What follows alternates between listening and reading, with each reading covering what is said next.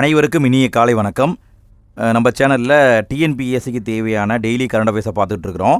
இன்றைக்கி December 27 Tamil news பேப்பரில் வந்த முக்கியமான கரண்ட் அஃபேர்ஸை பார்க்க போகிறோம். ஒன் பை ஒன்னாக பார்க்கலாமா? இன்றைக்கி நம்ம பார்க்குற முதல் நியூஸ் என்னென்னா, இந்தியாவுடைய முன்னாள் பிரதமர் திரு மன்மோகன் சிங் இறந்துட்டார் அப்படின்னு நியூஸில் போட்டிருக்காங்க. டிசம்பர் 26 இறந்துருக்காரு. இவர் இந்தியாவுடைய முன்னாள் பிரதமர். எத்தனையாவது பிரதமர்னு பார்த்தீங்கன்னா 14வது பிரதமர்.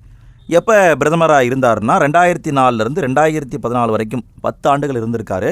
இவருடைய காலத்தில் நிறைய சீர்திருத்தங்களை கொண்டு வந்திருக்காங்க. 1991 புதிய பொருளாதார கொள்கையை கொண்டு வந்தாங்க. 100 நாள் வேலைவாய்ப்பு திட்டம் அதை கொண்டு வந்தாங்க. தகவல் அறியும் உரிமை சட்டம் இதை கொண்டு வந்தாங்க. இதை பற்றியெல்லாம் ஸ்கூல் புக்கில் கொடுத்துருக்காங்க. அதை நம்ம கொஞ்சம் பார்க்கலாம். புதிய பொருளாதார கொள்கையை எப்போ கொண்டு வந்தாங்கன்னா 1991 ஜூலையில் கொண்டு வந்தாங்க. அப்போ இந்தியாவுடைய பிரதமராக இருந்தது யாருன்னா திரு PV நரசிம்மராவ். அவர் பிரதமராக இருந்தார். திரு மன்மோகன் சிங் நிதி அமைச்சராக இருந்தார். 1994 இந்தியா டங்கல் வரைவு அப்படிங்கிறதுல கையெழுத்து போடுது. இந்தியா மட்டும் கிடையாது, கிட்டத்தட்ட 104 நாடுகள் கையெழுத்து போடுறாங்க. இந்த டங்கல் வரைவை வச்சு தான் WTO அப்படிங்கிற அமைப்பு உருவாக்கப்படுது. அதாவது வேர்ல்டு ட்ரேட் ஆர்கனைசேஷன், தமிழில் சொல்லணுன்னா உலக வர்த்தக நிறுவனம்.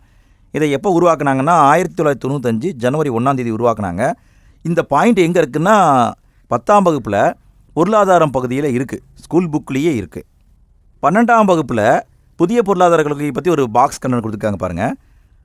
PV நரசிம்மராவ் அவர் பிரதமராக இருந்த காலத்தில் 24/7/1991 இந்தியாவுக்கான புதிய பொருளாதார கொள்கையை அறிவிச்சிருக்காரு.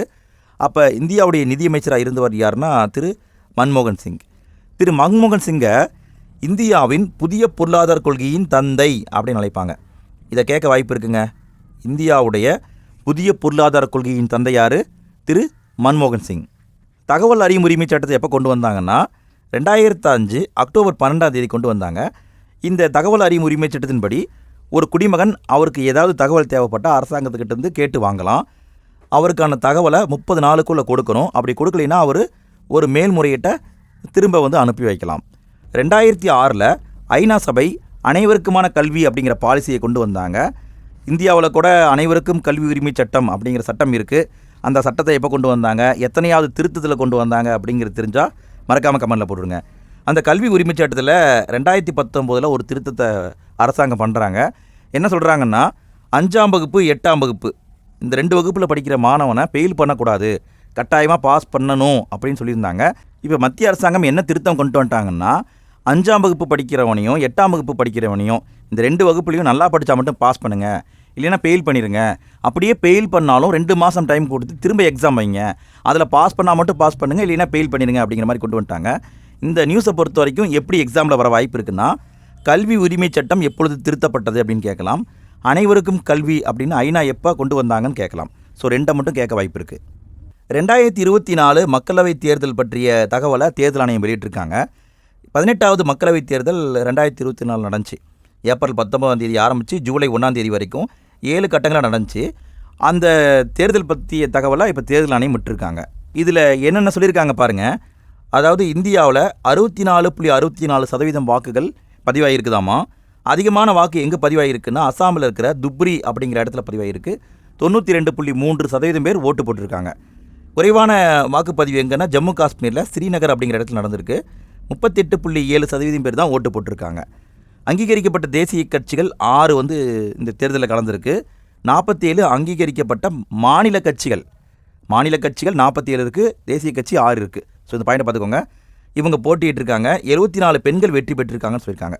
ஸோ இந்த டேட்டாலாம் முக்கியம், கண்டிப்பாக கேட்க வாய்ப்பு இருக்குது, நல்லா பார்த்துக்கோங்க. கடைசி நியூஸை பார்க்குறதுக்கு முன்னால் வீடியோ பிடிச்சிருந்தா மறக்காமல் வீடியோக்கு லைக் போடுங்க. வீடியோ எப்படி இருந்தது அப்படிங்கிறதையும் கமெண்ட்டில் போட்டுடுங்க. வீரபாலகர் தினம் அப்படிங்கிறது ஒவ்வொரு வருஷமும் டிசம்பர் 26 கொண்டாடப்படுது. எதுக்காக கொண்டாடுறாங்கன்னா, சீக்கிய குரு கோவிந்த் சிங்குடைய 4 மகன்களுடைய வீரத்தை பறைசாற்றும் விதமாக கொண்டாடுறாங்க. இந்த வீரபாலகர் தினத்தில் பிரதான் மந்திரி ராஷ்ட்ரிய பால் புரஸ்கார் அவார்டு அப்படிங்கிற விருதை கொடுப்பாங்க. இந்த விருதை இப்போ கொடுத்துருக்காங்க. தமிழ்நாட்டை சேர்ந்த ஜனனி நாராயணன் அப்படிங்கிறவங்க இந்த விருதை வாங்கியிருக்காங்க. இந்த விருது குழந்தைகளுக்காக வழங்கக்கூடிய ஒரு விருது. ஸோ இந்த நியூஸை பொறுத்த வரைக்கும் நீங்கள் வீரபாலகர் தினம் என்பது என்று அப்படின்னு மட்டும் பார்த்துக்கோங்க போதும். இந்த கரண்ட் அஃபேர்ஸ் வீடியோ உங்களுக்கு பிடிச்சிருக்குன்னு நினைக்கிறேன். இதே மாதிரி நிறைய வீடியோக்களை நம்ம சேனலில் போட்டிருக்கோம். நம்ம சேனல் பிடிச்சிருந்ததுன்னா மறக்காமல் சப்ஸ்கிரைப் பண்ணிக்கோங்க. சரிங்க, அடுத்த வீடியோவில் சந்திப்போம். நன்றி.